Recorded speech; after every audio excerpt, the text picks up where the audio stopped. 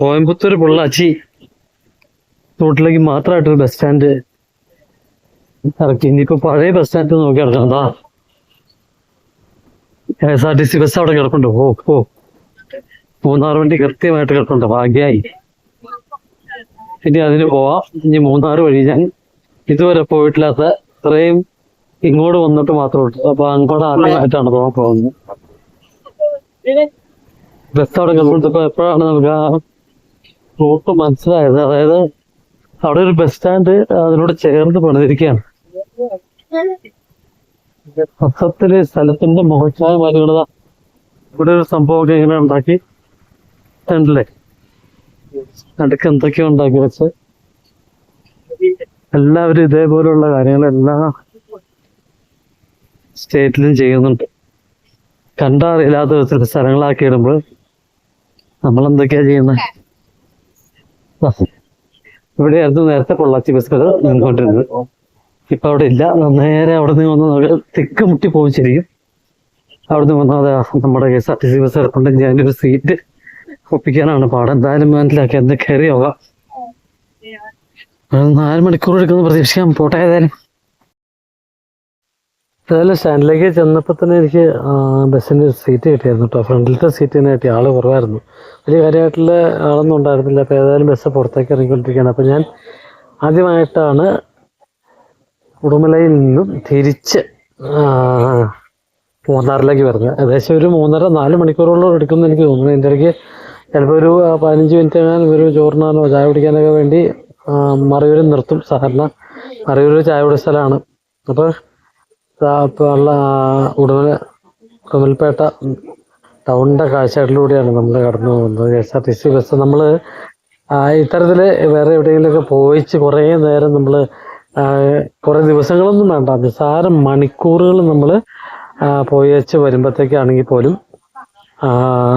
നമുക്ക് നമ്മുടെ KSRTC bus കാണുമ്പോൾ ഭയങ്കര നൊസ്റ്റാൾജിയ. അപ്പോൾ നമ്മൾ അവിടുന്ന് കയറുന്ന വഴി തന്നെ ഒരു ഫ്ലൈ ഓവർ ഉണ്ട്. ആ ഫ്ലൈ ഓവർ ഇറങ്ങി പോകുന്നു കേട്ടോ.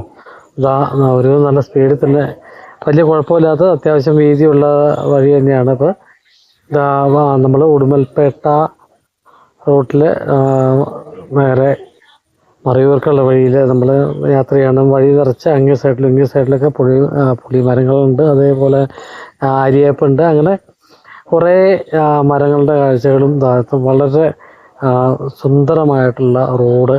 അതേപോലെ വലിയ യാതൊരു വിധത്തിലുള്ള തിരക്കില്ല. നമ്മുടെ കേരളത്തിലൊക്കെയാണ് ഈ സമയത്ത് എന്തല്ലേ അവസ്ഥ. പ്രത്യേകിച്ച് ഉച്ച സമയത്തൊക്കെ ചില സ്ഥലത്ത് ഭയങ്കര തിരക്കും ബ്ലോക്കും ഒക്കെ ആയിരിക്കുന്നത്. അതാണ് നമ്മുടെ ഈ ഇങ്ങോട്ട് വരുന്ന വഴിക്ക് എനിക്ക് തോന്നുന്നു ഇത് ഇടയ്ക്ക് ചെന്നേച്ച് ഒരു ലെഫ്റ്റ് തിരിഞ്ഞാണ് നമ്മൾ ശരിക്കും ഉടുമല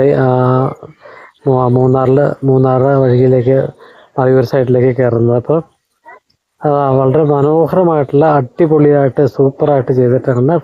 ഇപ്പോൾ ഇവിടെ കുറച്ച് ദൂരം 4 ലൈനിലാണ് ഈ റോഡ് പോകുന്നത്. എന്നാലും വളരെ രസകരമായിട്ടുള്ള ഒരു യാത്രയാണ് തിരിച്ച് അങ്ങോട്ട് പോകുമ്പോൾ. ഞാൻ നേരത്തെ പറഞ്ഞായിരുന്നു, ഞാൻ ഒരു ഏകദേശം ഒരു 100 പ്രാവശ്യത്തിൽ കൂടുതൽ മൂന്നാറിൽ നിന്ന് തിരിച്ച് ഇങ്ങോട്ട് വന്നിട്ടുണ്ട്.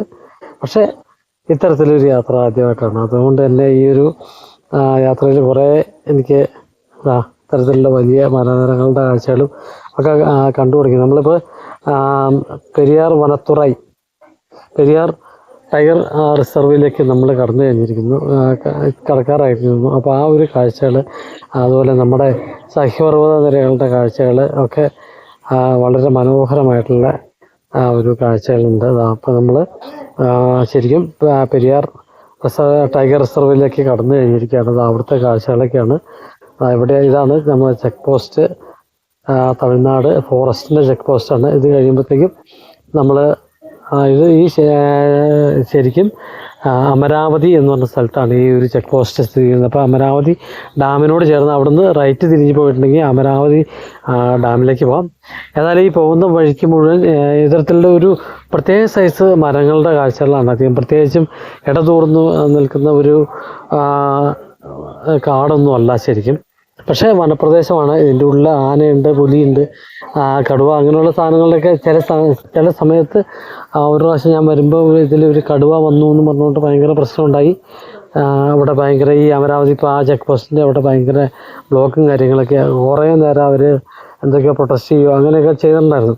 അത് വർഷങ്ങൾക്ക് മുമ്പാട്ടോ, കുറേ എനിക്ക് തോന്നുന്നു 2015-12 ആ ഒരു കാലഘട്ടത്തിലാണെന്ന് എനിക്ക് തോന്നുന്നു. പക്ഷേ ഇപ്പോൾ നമുക്ക് രാത്രിയൊക്കെ നമ്മളിതിൽ വരികയാണെങ്കിൽ ആനകൾ മാന്യം കൂടുതലായിട്ട് കാണാമെന്നുള്ള, പിന്നെ ചിലപ്പോൾ വളരെ റയറായിട്ട് കരടി ഉണ്ടെന്ന് എനിക്ക് തോന്നുന്നു. പക്ഷേ ഞാൻ ഈ 37 വർഷം മുമ്പ് ഇതിൽ വരുമ്പോൾ, അതായത് 1988 ഇതിൽ വരുമ്പോൾ, ഇത് നല്ല രാത്രി ഏകദേശം ഒരു 7-7:45 ആ ഒരു സമയത്താണ് വന്നത്. പക്ഷെ അന്നേരം ഒന്നും നമ്മൾ യാതൊരു വിധത്തിലുള്ള ഒരു ഒരു മൃഗത്തെ പോലും ആ സമയത്തൊന്നും കണ്ടില്ല എന്നുള്ള. പക്ഷെ അതുപോലെ വേറൊരു വണ്ടി ഓപ്പോസിറ്റ് വരണ്ടായിരുന്നില്ല. അതുകൊണ്ട് തന്നെ വളരെ സ്പീഡിലായിട്ട് നമുക്ക് ഏകദേശം ഒരു 15-20 മിനിറ്റ് കൊണ്ട് നമ്മൾ അമരാവതിയിൽ ഓടിയെത്തുന്ന ഒരു സാഹചര്യം ഉണ്ടായിരുന്നു. അത് ഈ ഒരു 5-8 വർഷം മുമ്പ് വരെ അങ്ങനെയായിരുന്നു എനിക്ക് തോന്നുന്നു. ഇപ്പോൾ ഈ അടുത്ത റീസെൻ്റായിട്ടാണ് ഇവിടെ എല്ലായിടത്തും നമ്മൾ മറ്റേ മൈസൂർ റോട്ടിലൊക്കെ കാണുന്ന പോലെ മിക്കവാറും, കാരണം ആനകൾക്കും അതുപോലെ ഇത്തരത്തിലുള്ള മൃഗങ്ങളൊക്കെ ക്രോസിങ് വന്ന പിന്നെ ആയിരിക്കും ഒരു 500 മീറ്റർ, ചിലപ്പോൾ 200 മീറ്റർ, അല്ലെങ്കിൽ ചിലപ്പോൾ 1 കിലോമീറ്ററൊക്കെ ഗ്യാപ്പിൽ ഇഷ്ടം പോലെ സ്ഥലത്തേക്ക് മറ്റേ ഇത് ചെയ്തിട്ടുണ്ട്, ഹമ്പുണ്ടാക്കി വെച്ചിട്ടുണ്ട്. അപ്പോൾ അതുകൊണ്ട് തന്നെ ഒരു സ്വല്പം പ്രശ്നമാണ് ഇപ്പോഴത്തെ യാത്ര. എന്നിരുന്നാലും ഹമ്പിന് മുമ്പ് ഇവിടെ ഒരു ഹമ്പാണ്. ഹമ്പ് ഇങ്ങനെ ചാടി കിടന്ന് സിംഗിൾ ലൈൻ എന്ന് വെച്ചാൽ സിംഗിൾ ലൈൻ, നമ്മുടെ ബസ് ഒറ്റ ബസ് മാത്രമേ കടന്നു പോകുള്ളൂ. അപ്പോൾ നമ്മുടെ മൂന്നാറിലെ ആ മലനിരകളുടെ സഹ്യപർവ്വതത്തിൻ്റെ കാഴ്ചകൾ ഫ്രണ്ടിലായിട്ടുണ്ട്. അതിമനോഹരമായിട്ടുള്ള ഒരു കാഴ്ചയാണ്. ശരിക്കും ഈ ഒരു കാഴ്ച നമ്മൾ ഇതുവരെ ഒരിക്കലും നമ്മൾ മിസ് ചെയ്യരുത്. നമ്മൾ അങ്ങോട്ട് പോണേക്കാളും രസകരമായിട്ടുള്ള സുന്ദരമായിട്ടുള്ള കാഴ്ചകളാണ് നമ്മൾ തിരിച്ച് മൂന്നാറിൽ നിന്ന് ഇങ്ങോട്ട് വരുമ്പോഴത്തേക്കും. അപ്പോൾ ഓപ്പോസിറ്റ് ഒരു ലോറി വന്നതിൻ്റെ ഒരു ബുദ്ധിമുട്ടാണ്. എന്തായാലും നമ്മൾ റോഡിൽ നിന്ന് ഇറക്കാണ്ട്, 2 വണ്ടികളും റോഡിൽ നിന്ന് ഇറക്കാണ്ട് കടന്നുപോക്ക് നടക്കില്ല. അത് ഇതിനെ സ്ഥിരം പോണവർക്ക് അതൊരു പ്രശ്നമല്ല. അവർക്ക് ഏകദേശം കൃത്യമായിട്ട് ബസ്സുകളുടെയൊക്കെ ടൈമിങ്സൊക്കെ അറിയായിരിക്കും. അപ്പോൾ അത് കണക്കൂട്ടിയായിരിക്കും പോകുന്നത്. ഏതായാലും നമ്മളിപ്പോൾ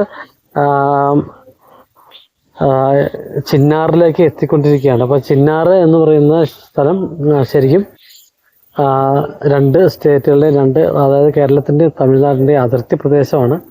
അപ്പോൾ ഇവിടെ വരുമ്പോഴത്തേക്ക് കുറച്ച് പ്രശ്നങ്ങളും കാര്യങ്ങളൊക്കെ ഉണ്ടാവും.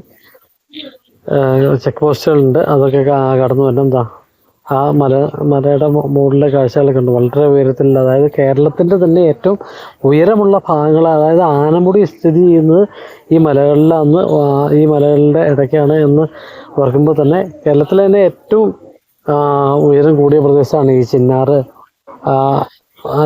അല്ലെങ്കിൽ മറയൂർ എല്ലാം ഉള്ള മലനിരകളുടെ കാഴ്ചകൾ എന്ന് പറഞ്ഞാൽ കേരളത്തിലെ തന്നെ ഏറ്റവും ഉയരം കൂടിയ ഒരു പ്രദേശം തന്നെയാണ്. അതുകൊണ്ട് തന്നെ നല്ല കുറച്ചൊരു 4 മണിയൊക്കെ ആകുമ്പോഴത്തേക്കും നല്ല തണുപ്പൊക്കെ വീഴാനുള്ള സാധ്യതയുണ്ട്. ഏതായാലും നമ്മൾ ചിന്നാറിലേക്ക് എത്തുന്നുള്ളൂ. അപ്പോൾ ഇത്തരത്തിൽ ഇവിടെ ഓരോ ചെറിയ ചെറിയ പാലങ്ങൾ, ചെറിയ അരുവികൾ ക്രോസ് ചെയ്യുന്നുണ്ട്.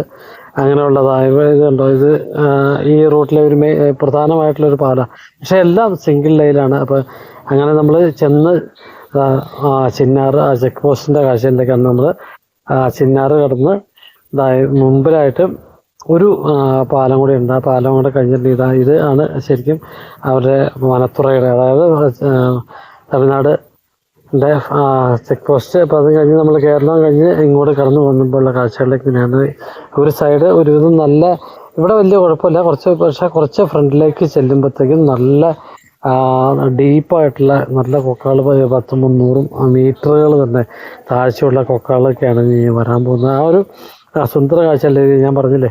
അപ്പോഴത്തേക്കും നമ്മൾ കാഴ്ചകളിലേക്ക് ആ ഒരു കാഴ്ചകളിലേക്ക് വന്നു തുടങ്ങുന്നുണ്ട്. ദൂരം താഴെ നോക്കി അവിടെയൊക്കെ സ്ഥലങ്ങൾ കൃത്യം ഒരു വണ്ടി മാത്രമേ പോവുള്ളൂ. രണ്ടാമത് നമ്മൾ കറക്റ്റായിട്ട് അങ്ങോട്ടും ഇങ്ങോട്ടും കടന്നു പോയില്ലെങ്കിൽ റെഡിയാണ്, പണി കിട്ടുന്നുള്ള ഉറപ്പാണ്. നമ്മൾ യാതൊരു വിധത്തിലുള്ള മത്സരമൊന്നും ഈ റൂട്ടിൽ നമ്മൾ വണ്ടി കൊണ്ട് പോകുമ്പോൾ പാടില്ല.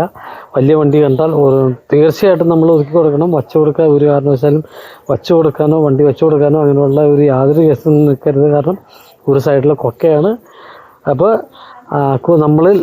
നമ്മുടെ അല്ലാതെ കൂടുതൽ ആൾക്കാരുടെ ജീവനുകൾ നമ്മുടെ കയ്യിലാന്നുള്ള ഓർത്താണ്. അങ്ങനെ അപ്പോൾ അങ്ങനെയുള്ള കാര്യങ്ങളൊക്കെ ഉണ്ട്. ഏതായാലും അതൊക്കെ നമ്മൾ കടന്നു ചെന്നത് അവിടെ ഈ തരത്തിൽ ഉള്ള ചെറിയ ഒരു പാലമൊക്കെ കടന്നു ചെല്ലുമ്പോഴത്തേക്കും നമ്മൾ മറയൂരിൻ്റെ കാഴ്ചകളിലൊക്കെ വന്നു തുടങ്ങി. മറയൂരിൻ്റെ ടൗൺ ഭാഗങ്ങളിലേക്ക് വന്നു തുടങ്ങിയത് അവിടുത്തെ ഉള്ള കാഴ്ചകൾ ഇത്തരത്തിലുള്ളതാണ്.